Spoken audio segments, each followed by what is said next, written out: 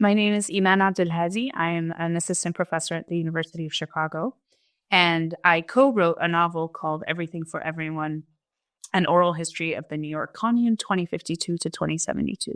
The book was my co-author's idea. Her name is Emy O'Brien. She wanted to write a book of fictional oral histories where we imagine a future outside of capitalism and the nation state. So it's effectively a revolutionary book.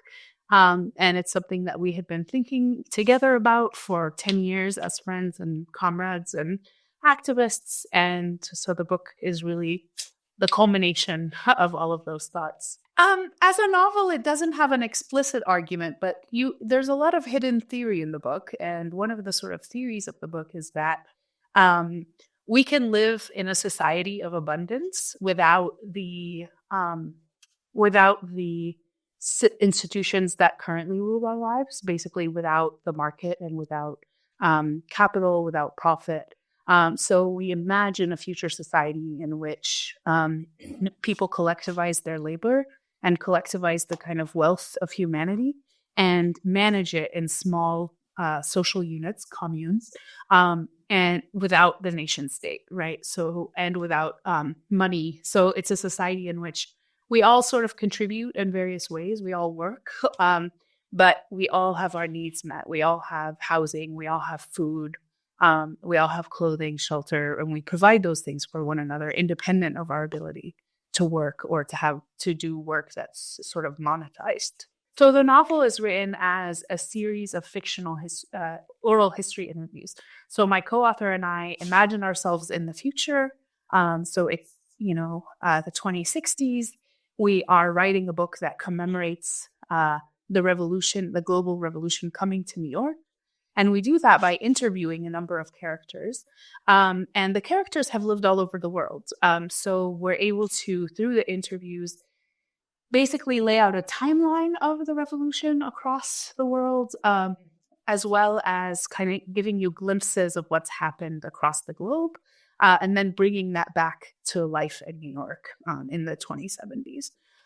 So the global revolution begins in Palestine. Palestine liberates herself, and the entire kind of Levant region is liberated.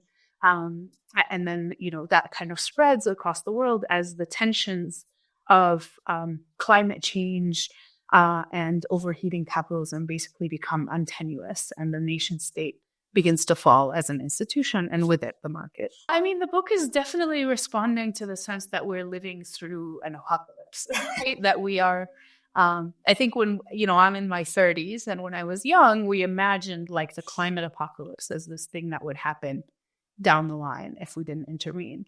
Now it feels like, no, we're actually in it, right? We're seeing it every summer in the Midwest in the US feels apocalyptic, winters are disappearing, and at the same time, life is becoming unmanageable for most people. In the US where I live, almost half of people can't afford rent. So there's this sense that something about our society isn't quite working, right? And so we imagine those things continuing to sort of butt up against each other, these forces sort of crashing effectively, and we imagine a breaking point in the near future. And out of that breaking point, which is traumatic, the book is not utopian in the sense, it sort of arrives at a utopian place, but it definitely recognizes intense trauma to get there, that the coming decades are ones of enormous strife and violence as we sort of transition out of this world order.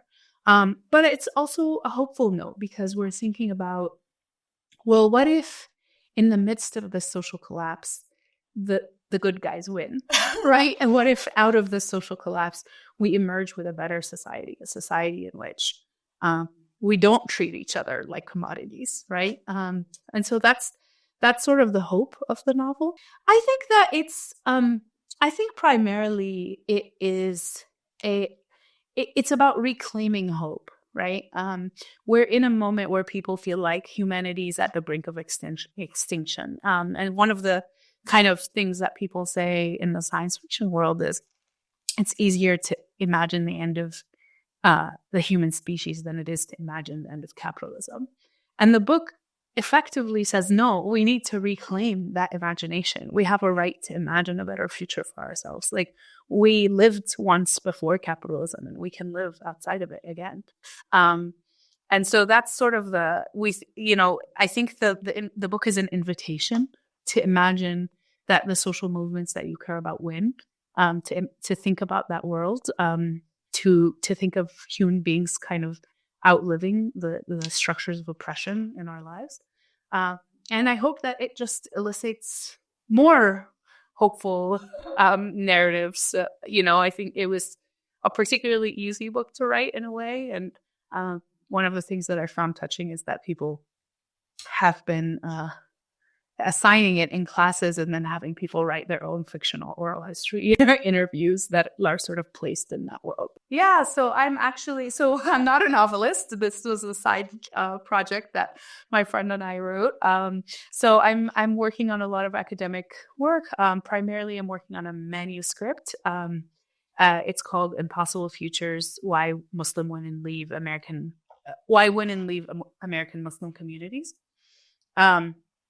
And the book looks at the sort of unintended consequences of placing an enormous amount of pressure on women to uphold like the sort of cultural and moral boundaries of the Muslim community, sort of creating a dynamic in which women feel like they have to be either in or out, whereas men are given a lot of leeway to compartmentalize different parts of their lives, to experiment and then come back. And I argue that there's effectively a self-fulfilling prophecy there, that everyone is so anxious about the future of American Islam. And they place all that anxiety on women's bodies, what they do, who they hang out with, what they wear. And in response, it pushes women out. And that in itself threatens the future of American Islam. And these exits are not ideological exits. A lot of the women that are pushed out wish they had access to Muslim communities, which miss Muslim spirituality, want to return, but find that the avenues to do so are closed for them. So yeah, that's the book I'm writing.